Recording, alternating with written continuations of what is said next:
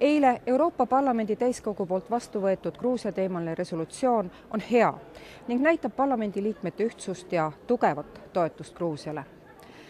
Vene-Gruusia konflikt on leidnud laialdast kajastust rahvusvahelises meedias ja peamiseks jututeemaks ka siin Brüsseli koridorides.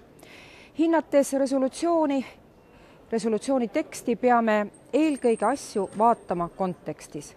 Suurem osa selle koja liikmetest ei ole kahjuks sama hästi informeeritud, kui oleme seda meie. Suur osa eurooplastest, neil pole ka sellist ohutunnet nagu ida- ja kesk-eurooplastel, rääkimata isiklikust kogemusest Venemaa tankidega.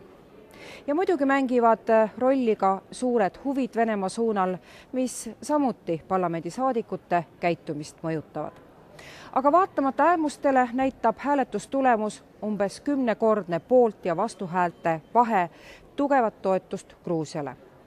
Resolutsiooni eelnõus ning arutelul esitatud arvamustest käis läbi ka süüdistus selle kohta, et Gruusia on konflikti algataja.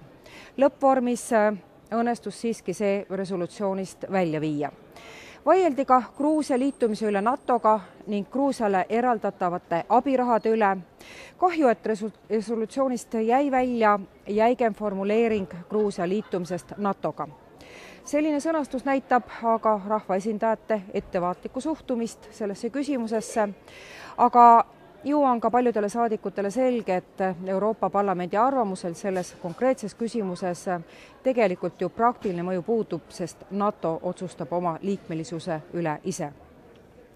Samuti nõutakse resolutsioonis, et alustataks rahvusvahelist juurdlust, et kiiresti tuvastada üksikasjad ja tuua selgust mõningatesse süüdistustesse. Kutsutakse üles ka vaatama viisade andmist Lõuna-Osseetia ja Abhaasia elanikele, arvestades lihtsustatud režiimil passide väljaandmist nendes piirkondades, tekitab see julgeolekuriski Euroopa Liidu liikmesriikidele. Ja meie kohus siin, eestlaste kohus, on eelkõige selgitada olukorda Gruusias, et ei juhtuks sama kui 1938. aastal, kui ohverdati Tšehhi ja kui Chamberlain põhjendas seda oma kuulsa lausega, et kaugem maa, mille rahvast me teame ju nii vähe.